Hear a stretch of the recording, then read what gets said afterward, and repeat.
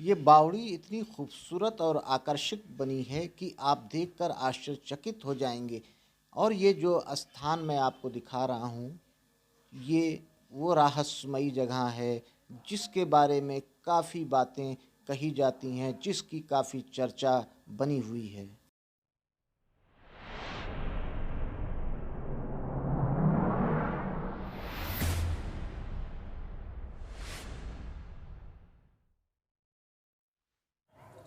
आदाब, नमस्कार दोस्तों, मैं हूं आसिफ और आपका स्वागत है हिस्टोरिक आसिफ में।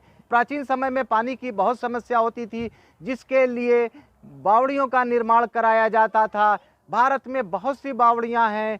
कुछ बावड़ियां ऐसी हैं जो अपनी रहस्यमयी कहानियों के लिए पर्यटकों में कौतूहल का विषय बनी रहती हैं। हम आज आपको गुजरात के गांधीनगर के पास स्थित अडलाज की बावड़ी दिखाने लाए हैं, जिसके बारे में तमाम कहानियां हैं, तमाम इसकी चर्चाएं हैं। इस बावड़ी से जुड़े हर राहत से पर्दा उठाने की कोशिश करेंगे। आइए चलिए हमारे साथ और देखिए एक रहस्यमयी और बिल्कुल अद्भुत बावड़ी, अडलाज की बावड़ी, जिसे हम आप दिखाने लाए हैं। एक्सप्लोर करते हैं हम आज इस बावड़ी को। हम इस बावड़ी में दाखिल हुए तो सामने दो छोटे छोटे स्तंभ दिख रहे हैं। शानदार नक्काशी की गई है, हम आपको क्लोज करके दिखाएंगे। और इस पे जो फूल जैसी आकृति बनी हुई है, बेहद शानदार और आकर्षक नज़र आएगी आपको। ये देखिए, दोनों स्तंभ मैं आपको दिखा रहा हूँ, काफ़ी खूबसूरत, आकर्षक। जब हम बावड़ी के अंदर आए हैं तो यहाँ पर दोनों साइड में तरफ जो दीवार है, सो पत्थरों को काट के खूबसूरत नक्काशी की गई है। हम क्लोज करके आपको दिखा रहे हैं। ये देखिए,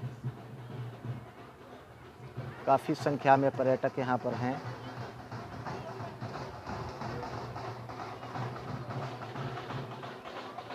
हम बावड़ी में चल रहे हैं। ये पत्थरों की सीढ़ी है। जब हम बावड़ी पहुँचे तो यहाँ पर बलुआ पत्थर को काट के शानदार और बारीक नक्काशी की गई है, जिस पे फूल जैसी आकृति उकेरी गई है।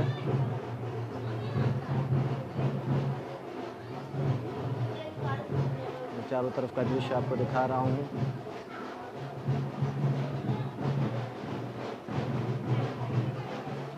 ये बेहतरीन वास्तुकला का उदाहरण आपको यहाँ पर देखने को मिलेगा।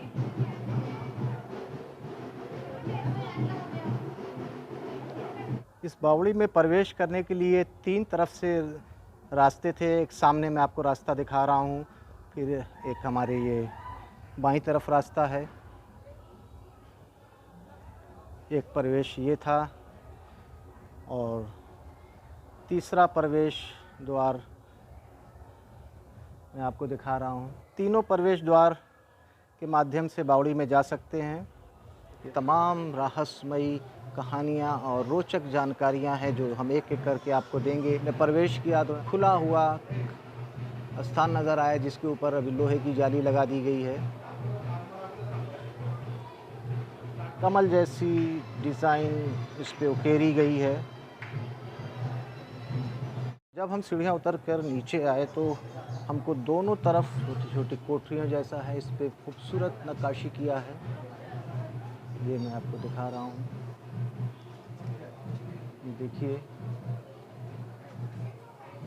पत्थरों पे शानदार तरीके से उकेरी गई आकृतियाँ। इसी प्रकार इधर भी आपको नज़र आएगा।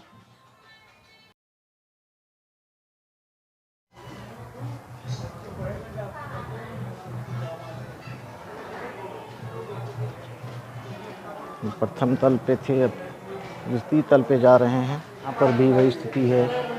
बहुत खूबसूरती और नफासत के साथ इस पे नक्काशियाँ की गई हैं।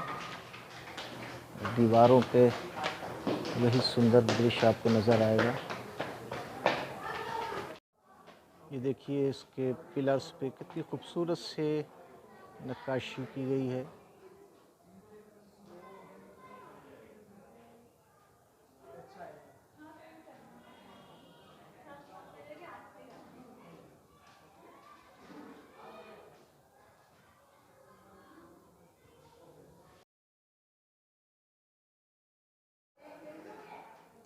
इस बावड़ी का निर्माण राजा रणवीर सिंह ने प्रारंभ कराया था। इसका निर्माण चल ही रहा था, लेकिन यहाँ पर सुल्तान बेगारा ने आक्रमण कर दिया और उस लड़ाई में राजा रणवीर सिंह मारे गए।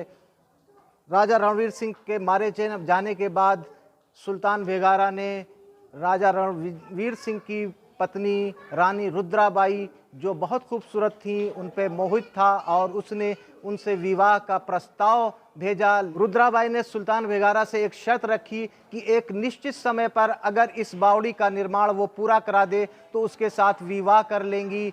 सुल्तान बेगारा ने इस बावड़ी का निर्माण रानी रुद्राबाई की शर्तों के अनुसार निश्चित समय पे जब पूरा करा दिया तो रानी रुद्राबाई इस बावड़ी को देखने आई। ऐसा कहा जाता है कि रानी रुद्राबाई जब यहाँ पर आई तो इसके 5वें फ्लोर से उन्होंने इस कुएं में छलांग लगाकर अपनी जान दे दी, क्योंकि वो सुल्तान बेगारा के साथ शादी नहीं करना चाहती थी। ऐसा कहा जाता है कि उनकी आत्मा इस बावड़ी में आज भी मौजूद है, लेकिन इसका कोई ऐतिहासिक साक्ष्य हमारे पास नहीं है। लेकिन जो कहानियाँ इससे जुड़ी हुई हैं, हमने सोचा अपने दर्शकों को बता दें। हम और भी हिस्से को एक्सप्लोर करेंगे, इस बावड़ी के बारे में सब कुछ बताएंगे।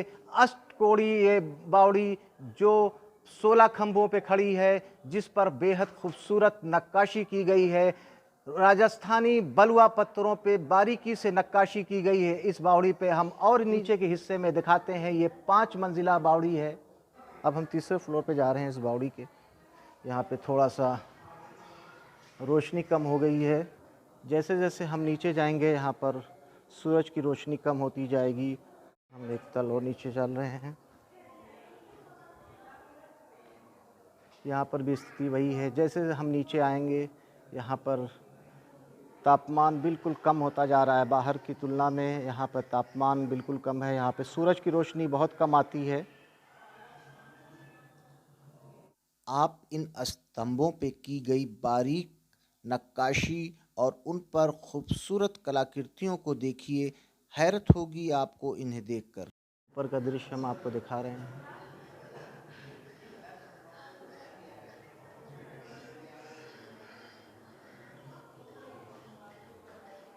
अब हम बावड़ी के मुख्य स्थान पे पहुंच गए हैं।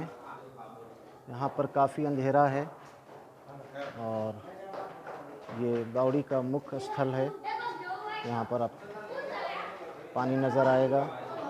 ये देखिए, मैं पानी यहाँ पर है। नीचे हरे रंग का पत्थर इस्तेमाल किया गया है, जिससे पानी का जो रंग है वो हरा दिख रहा है। इसके आगे हम नहीं जा सकते, यहाँ पर बैरिकेडिंग लगी हुई है, लेकिन फिर भी हम कोशिश करेंगे कि आपको हम कुछ हिस्सा आगे का दिखा सकें। इस बावड़ी में हर जगह जाना संभव नहीं है, रास्ता बंद कर दिया गया है सुरक्षा की दृष्टि से। ये देखिए खूबसूरत नक्काशी। बावड़ी का मुख्य स्थल जो है, जहाँ पर पानी है, बारीक और खूबसूरती से इस पर नक्काशी की गई है। इनकी दीवारों पे देवी देवताओं की आकृति उकेरी है। हमारे साथ इस बावड़ी के गाइड और इसकी देखभाल करने वाले जी पटेल हैं। कि आप हमको इसके निर्माण के पीछे क्या कहानी थी और इसमें रानी रुद्राबाई के बारे में कुछ जो हमको कहानियां सुनाई दी हैं, वो उनकी क्या सच्चाई है? ये स्टेप पेल बावली की स्टोरी है। 1555 की कहानी है। 1555 एक छोटे विलेज, छोटे गांव के ज़माने के यहाँ पे बिजली, पानी की तंगी, दुष्काल ऐसे पड़ियाँ थी। पूरे एरिया जंगल थे, छोटे गांव था। गांव के अंदर गुजरात का एक राजा वीर सिंह राजा वाघेला किंग तो राजा थे। ये आते जाते पानी की तंगी, दुष्काल दिखते तो छोटे गांव के अंदर एक रूप सुंदरी का नाम है रूड़ा रानी। बहुत सुंदर थी। तो राजा सवाल करके तुम मेरे साथ मैरिज करेंगे? हाँ करूँगा। एक सुंदर आयोजन काम करो, पब्लिक पानी पी सके, आराम कर सके, इसलिए स्टेप पे लॉरी खड़ी करो तो तुम्हारे साथ मैं शादी करूँगा। 3 एंट्री अंदर के भाग में, 3 एंट्री। इसका नाम होते जया, भद्र, नंदा की बावली बोलते। हिंदू धर्म के अंदर एक बार शादी होती है। तो रानी थी विडो, तो राजा को बाद में पता चलता है तो विधवा है तो शादी नहीं हो सकती। ये बावली कभी सूखती नहीं, पानी का वरदान है। 12 मास पानी बढ़ते और कम होते हैं। बहुत धन्यवाद जी पटेल जी आपको। अडलाज की बावड़ी की जो विशेषता है कि इसमें भारतीय संस्कृत और मुस्लिम संस्कृत का मिला जुला मिश्रण देखने को मिलेगा। इनकी दीवारों पे उकेरी गई मूर्तियाँ और इस्लामिक कल्चर आपको बिल्कुल साफ नज़र आएगा। ये 5 मंजिला बावड़ी देखने में बहुत ही आकर्षक और अद्भुत नज़र आती है। हम इसकी दीवारों पे बने हुए वो मूर्तियां दिखाएंगे। ये है